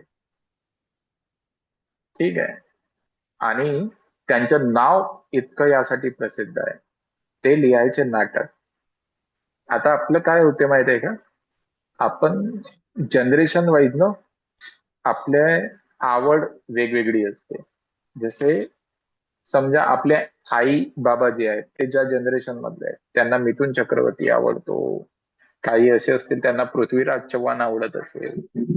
पण आपण जेव्हा त्यांचे पिक्चर पाहत असतो आपल्याला झोप येते. जे माझ्या जनरेशनचे आहेत त्यांना कोण आवडतात? ऋतिक रोशन, शाहरुख खान, सलमान खान, अजय देवगण. तर आपल्याला ते आवडते. आणि एकदमच न्यू जनरेशन जी आहे त्यांना कोण आवडतात? जसे आमची आस्था, पुष्पा. बरोबर आहे. तर जनरेशन वाईज आता ज्याला पुष्पा आवडत असेल त्याला जर तुम्ही पृथ्वीराज चव्हाणचे पिक्चर दाखवाल तर तो झोपून जाणार, ये क्या आहे म्हणून. आणि ज्याला त्या पृथ्वीराज चव्हाण किंवा ते जे त्या काळचे हिरो होते, अमिताभ बच्चन, धर्मेंद्र यांचे पिक्चर आवडत असतील, त्यांना जर पुष्पा दाखवाल ते काय म्हणतात माहितीये, एकट्याच कण आला आणि 10-15 लोकांना मारून गेला, असं कधी शक्य आहे का? त्यांना त्याच्यात इंटरेस्ट येत नाही. पण शेक्सपियर असा व्यक्ती होता की त्याचे नाटक आपल्या आजी आजोबांच्या काळात जरी लिहिले असले तरी आज सुद्धा जेव्हा ते नाटक थिएटरमध्ये लागतात तर तो थिएटर हाऊसफुल होत असतो. त्यामुळे त्याला नाव दिलं गेलं आहे इमॉर्टल. इमॉर्टल म्हणजे अमर. ठीक आहे. शेक्सपियरांबद्दल बोलत असताना अमर म्हटले जाते त्यांना. आणि इमॉर्टलचा अर्थ अमर होते. कुठं लागलेला आहे तो इमॉर्टल शब्द? शेक्सपियरच्या नावा आधी. त्यामुळे तिथे सुद्धा द लावणं कंपल्सरी आहे. ठीक आहे. इमॉर्टलचा अर्थ अमर, नावाचं वर्णन करत आहे म्हणजेच तो ऍडजेक्टिव्ह झाला आणि नावा आधी लागलाय त्यामुळे त्याला आपण द लावून देणार. मग आता 7वा नियम. 7वा नियम काय? विशेषणापूर्वी जर द वापरले तर त्याचा अर्थ त्या प्रकारचे लोक असं होतो. जसं गरीब हा विशेषण आहे, पण त्याच्या आधी जर आपण द लावून टाकलं, द पुअर, तर त्याचा अर्थ झाला गरीब लोक. तुम्हाला पुअर पीपल म्हणायची गरज नाही. द पुअर जरी म्हटलं तरी त्याचा अर्थ गरीब लोक होणार. त्याचप्रमाणे रिच म्हणजे श्रीमंत. आता तुम्हाला श्रीमंत लोक म्हणायचे असेल तर रिच पीपल म्हणायची गरज नाही. द रिच म्हटलं तरी सुद्धा त्याचा अर्थ श्रीमंत लोक होणार. ठीक आहे. याचा अर्थ असं नाही की रिच पीपल म्हटलं तर तो चुकीचा आहे, तो सुद्धा करेक्ट आहे. बट तुम्हाला एक स्टँडर्ड मेंटेन करून इंग्रजी बोलायची असेल तर रिच पीपल म्हणण्याऐवजी जर तुम्ही द रिच हा शब्द वापरला समोरच्याला ती फिलिंग येणार. आणि नुसतं फिलिंग येणार नाही, ऍक्च्युअल तसं असते. ठीक आहे. तसंच जर तुम्ही न्यूजपेपर इंग्रजीचे जर वाचाल, ठीक आहे, तर न्यूजपेपर मध्ये तुम्हाला दिसेल एक्सिडेंट जर झालं असेल ना, तर जखमी लोकांना हॉस्पिटलमध्ये नेण्यात आलं. हा एक जनरल वाक्य आहे, खूपदा तुम्हाला हा दिसेल. तर तिथे तुम्हाला लक्षात येईल standard newspaper, times of India वगैरे, हिंदुस्तान टाइम्स. तुम्ही जर लोकल वाचाल तर माहित नाही, पण स्टँडर्ड वाचाल तर तुम्हाला तिथे दिसेल injured people were taken to the hospital असं दिसणार. तिथं दिसणार the injured were taken to the hospital. आता द इंजुअर्डचा अर्थ काय झालं? जखमी लोक. ठीक. त्यानंतर 8व्या नियमकडे जाऊ आपण. 8वा नियम काय? संगीत साधनांच्या पूर्वी द वापरायचे. आता संगीत साधन म्हणजे काय? Tabla, sorry, DJ, home theatre, music system हे संगीत साधन नाही. ठीक आहे. खूपदा संगीत साधन म्हटलं की आपलं आधी फोकस तिकडे जाते, बट त्याला संगीत साधन म्हणता येणार नाही. ते कशाचे साधन आहेत? जो संगीत तयार झालेलं आहे त्याला ऐकायचं असेल तर आपण त्यांचा वापर करतो. तिथून संगीताची निर्मिती होत नाही, संगीत तयार होत नाही. तयार झालेलं संगीत तिथून आपण ऐकतो, पण संगीतची निर्मिती तिथून करता येणार नाही. ठीक आहे. तर संगीत साधन कुणाला म्हणायचं? ज्यातून आपण संगीताची निर्मिती करतो, ज्याला आपण वाजवू शकतो. जसं एक्झाम्पल मध्ये हार्मोनियम, हार्मोनियमला वाजवता येते. गिटार आपण वाजवू शकतो, तिथून संगीतची निर्मिती होते. त्यामुळे संगीत साधनांच्या पूर्वी द वापरतात. तर हार्मोनियम म्हणायच्या आधी आपल्याला द लावावं लागेल. द हार्मोनियम असं बोलावं लागेल. गिटारच्या आधी आपल्याला द लावावं लागेल. द गिटार असं बोलावं लागेल. तर इथे डिफिनाइट आर्टिकल सुद्धा संपला. सांगितलेल्या ज्या गोष्टी आहेत याच्यात जर कुठे काही कन्फ्युजन वाटत असेल तर विचार.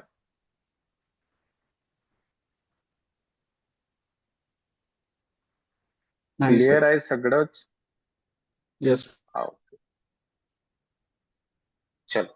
मग आपण आता जो आपल्या उरलेला वेळ आहे, आपल्याकडे 10 मिनिट आहेत. ठीक आहे. 9 वाजता आपण क्लासला क्लोज करू. तर या 10 मिनिटात आपण प्रॅक्टिस करून घेऊ. जिथून आपण ब्रेक केलं होतं तिथूनच स्टार्ट करू एकदा.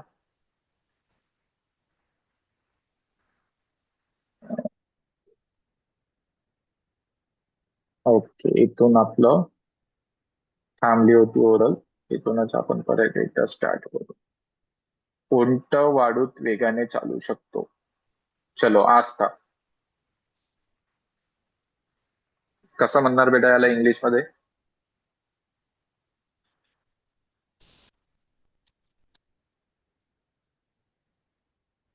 Camel can हम्म. can कॅमल कॅन वेगाने चालू वाढूत वेगाने हा, चालू वेगाने शकतो. वाढू साठी सँड वापरणार आणि वेगाने चालणे वॉक फास्ट. Walk fast. कसं होईल? Camel can walk fast. समोर